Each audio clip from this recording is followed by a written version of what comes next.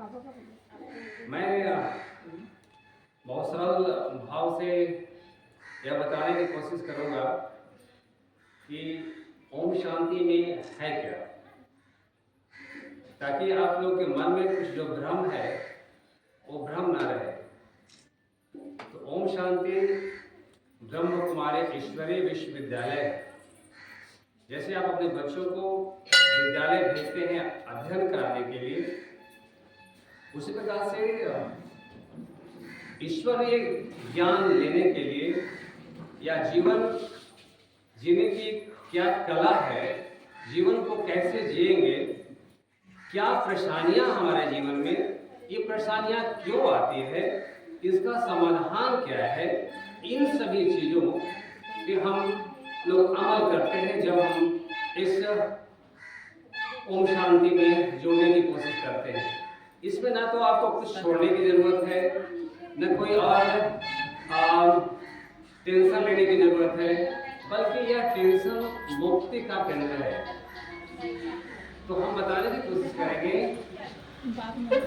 कि मैं भी पहले इस पे नहीं था, पहले बेबी आए थे, जुड़े थे भाई जी के साथ, धर्मदेव भाई जी के नाम। तो फिर ये जो हमारे बार बार मैं बताती थी तो हम सुनते थे, क्योंकि सुनने में कोई हर्ज नहीं है। जितना आप सुनेंगे उतना ही आप समझेंगे। जब तक आप सुनेंगे ही नहीं तब तक आप नहीं समझेंगे।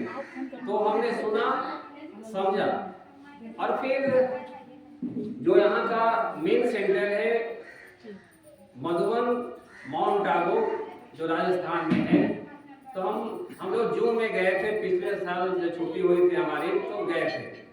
तो जब वहां गए तो लगा सही जीवन एक अलग चीज है।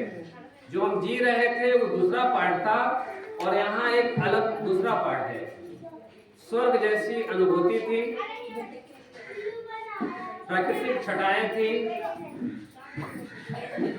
जितने भी लोग आए थे भाई बहन वहां पे, सबसे ज्ञान शेयर करने का मौका भी मिला। तो जब वहां जाएंगे तो प्राकृतिक सौंदर्य तो देखेंगे ही, ओम शांति का क्या मतलब है, क्या फायदा है, क्या होता वहां है, तो तब जानेंगे जब उस धरती पे आप चरण रखेंगे।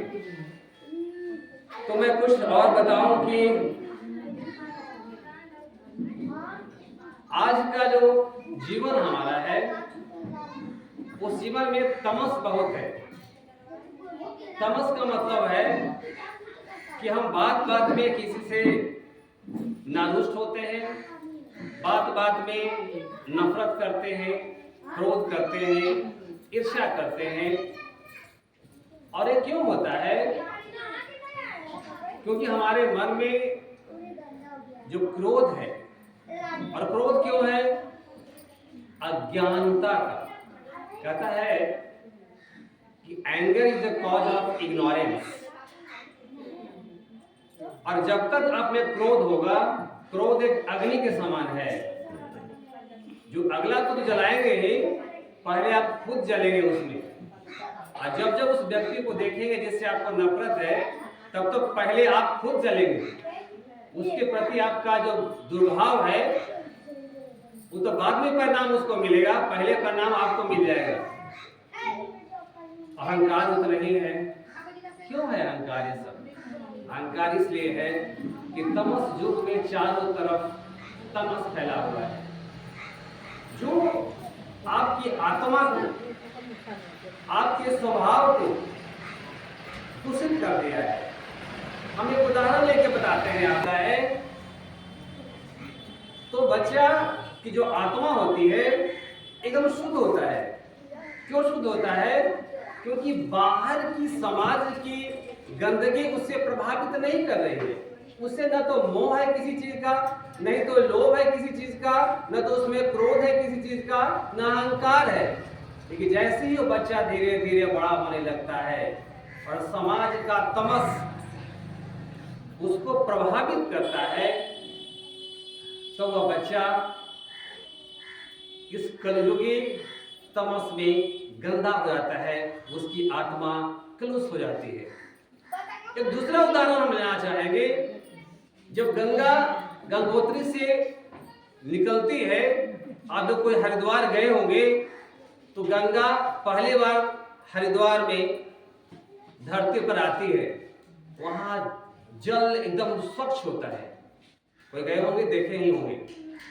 लेकिन जैसे ही वह मैदानी इलाकों में इलाहाबाद, कानपुर, बनारस, पटना, भागलपुर होते हुए बहती है तो शहरों की गंदगियां, नालियां उसमें गिरते गिरते गिरते उस नदी को गंदी कर देती है। उस तरह से हमारा जीवन है। जैसे जैसे हमारा उम्र बढ़ते जाता है और समाज की तमस, इस कलयुग का तमस हमें प्रभावित करती है और खुद हम गंदे हो जाते हैं। जब खुद गंदे हो जाते हैं तो हमारा व्यवहार गंदा हो जाता है, और जब हमारा व्यवहार गंदा हो जाएगा तो हमारा कर्म गंदा हो जाएगा, और जब कर्म गंदा हो जाएगा तो परिणाम, रिजल्ट तो गंदा होना ही होना है। भगवान श्री कृष्ण भी कहे हैं, कर्मण्येवाधिकारस्तु मा फलेषु जाति। आप आग के पास बैठकर ठंडे का एहसास नहीं कर सकते हैं और बर्फ के पास बैठकर गर्मी का एहसास कभी नहीं कर सकते। इसलिए आप बुरे कर्म करके सोचेंगे कि परिणाम हमारा अच्छा हो जाए, कभी नहीं होगा, मरते दम तक नहीं होगा, क्योंकि न हुआ है इतिहास में, न आज होगा, न कल होगा। तो इसमें है क्या, हम कैसे जिंदगी को अपने जिए, हम कैसे समाज में होने वाले कलुषों से अपने आप को कैसे बचा कर रखें, इसको बताया जाता है। ये नहीं कि कुछ अलग चीजें हैं, जीवन जीने की कला बताता है। जैसे एक छोटा अपने बच्चे को आप अंग्रेजी सिखाना चाहते हैं तो पहले उसको ABCD पढ़ाना होगा, हाँ या ना बोलिए। और यदि आपको गणित पढ़ाना है तो उसको टेबल पढ़ाना होगा। अगर टेबल नहीं पढ़ाएगा तो गणित नहीं आएगा उसको। गिनती पढ़ाना होगा उसको। अगर हिंदी पढ़ाना है तो कखारा पढ़ाना होगा, कखारा नहीं पढ़ाएगा तो उसको हिंदी नहीं चलेगा। उसी प्रकार भगवान को जानना है, ईश्वर को जानना है, अपने कर्म को जानना है, तो जुटना पड़ेगा ईश्वर से। ईश्वर से कैसे जुटेंगे? हम समझते हैं कि सुबह हम लोग जो करते हैं उससे ईश्वर से जुट जाएंगे, नहीं होगा। ये तो सिर्फ जो करते आ रहे हैं वो है। सोचना पड़ेगा कि बच्चा का 40% रिजल्ट काहे आ रहा है। हम सोच रहे हैं कि 80% आ जाए, 90% आ जाए, काहे नहीं आ रहा है? 4 से काहे आ रहा है? इसका मतलब कहीं न कहीं उस बच्चा में कमी है। उसको फाइंड कीजिए कि प्रॉब्लम कहाँ है, और जब उसको सोल्यूशन करेंगे तो हमारा रिजल्ट बढ़िया होगा। उसी प्रकार से हम पूजा तो रोज कर रहे हैं, दुख जा ही नहीं रहा है, साबुन लगा रहे हैं, कपड़ा साफ ही नहीं हो रहा है, तो इसका मतलब कि पानी खराब है या तो डिटर्जेंट खराब है, साबुन खराब है, बदलिए उसको। अपनी सोच को बदलने वाला है, और सोच इस जगह से बदलती है। सोच, थॉट्स। जैसे नए साल आ रहा है, नए साल का मतलब क्या है? नया नया चीज खाना नहीं, नया चीज का मतलब है, नया साल का मतलब है नई सोच। जो गलती 2025 में हमने किया वो 2026 में ना करें, और जो अच्छा काम हम 25 में किए उसको 26 में दोहरा दिया जाए, यही होता है। और अब लास्ट में हम बताने की कोशिश करेंगे, थोड़ा सा जो ज्ञान है। अब देख लीजिए कि मोबाइल है, ये जो मोबाइल है हमारा, इस मोबाइल को एक शरीर, एक स्ट्रक्चर है, ये स्ट्रक्चर है। लेकिन ये मोबाइल तब तक चालू नहीं होगा जब तक हम या तो इसको नहीं रिचार्ज करते हैं और नहीं तो सिम को रिचार्ज नहीं करते हैं। आपका मोबाइल धैल के धैल रहेगा और कहेगा सिम रिचार्ज कीजिए, आपका वैलिडिटी खत्म हो रहा है। होता है कि नहीं?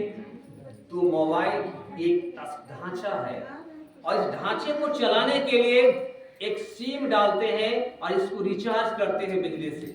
उसी प्रकार से ये जो हमारा शरीर है एक मोबाइल की तरह एक ढांचा है, और इस ढांचा को चलाने के लिए कौन चलाता है? कि पंखा को कौन चलाता है? बिजली चलाती है तो पंखा टंगा हुआ रह जाएगा, ठीक है। इस शरीर को कौन चलाता है? आत्मा चलाती है। आत्मा चलाती है। और आत्मा निकल गई तो शरीर जो कहते हो कहाँ चल रहा है? शरीर जो आदमी मर जाता है, आत्मा निकल जाती है, तो शरीर तो वही रहता है, तो कहाँ चलता है? मोबाइल तो वही है, कहाँ बात हो रही है? क्योंकि रिचार्ज नहीं है, इसमें वैलिडिटी खत्म हो गई।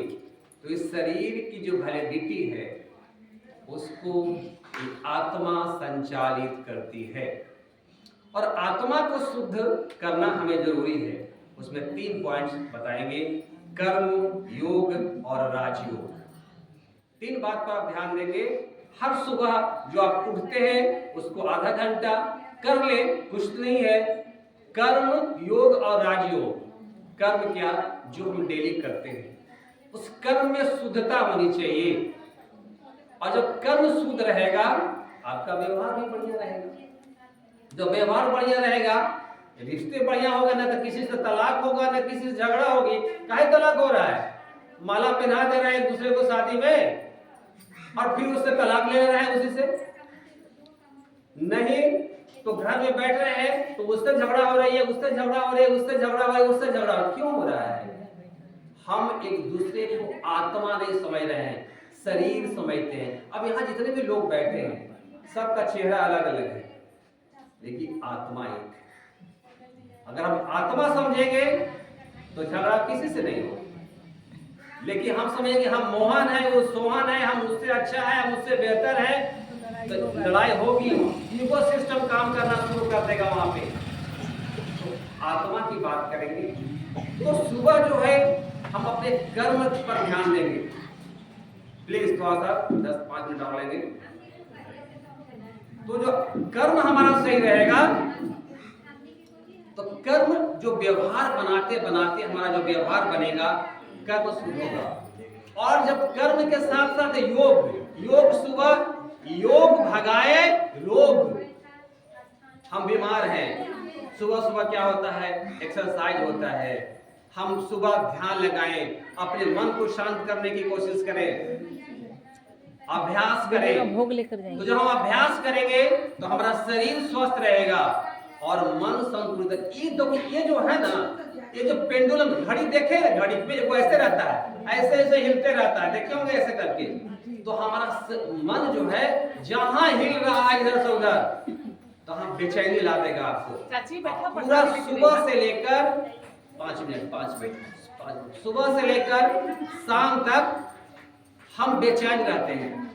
तो जब सुबह हम उठे तो यह संकल्प लेकर उठे, क्योंकि संकल्प से ही सिद्धि होती है। हम अच्छे हैं, हम अच्छे हैं, हम अच्छे हैं अगर बोलते हैं तो जरूर हम अच्छे हो जाएंगे। लेकिन हम बोलेंगे कि हम अच्छे नहीं हैं, हम अच्छे नहीं हैं, तो नहीं नहीं कहते कहते नहीं हो जाएंगे। इसलिए संकल्प से सिद्धि होती है। तो आप कर्म सही करें, योग करें। योग में है कि आप अपने अभ्यास से अपने शरीर को, अपने मन को कांस्टेंट करें, ठीक है, वो असंतुलित न रहे। और फिर जब हम अपने मन को, लास्ट टाइम, जब हम अपने मन को संतुलित कर लेंगे तो ये मन, फिर जो हमारा मन संतुलित हुआ, अब प्रभु पर हम ध्यान लगाए और हमारा मन अब प्रभु से लिंक हो गया, तो ये हो गया राजयोग।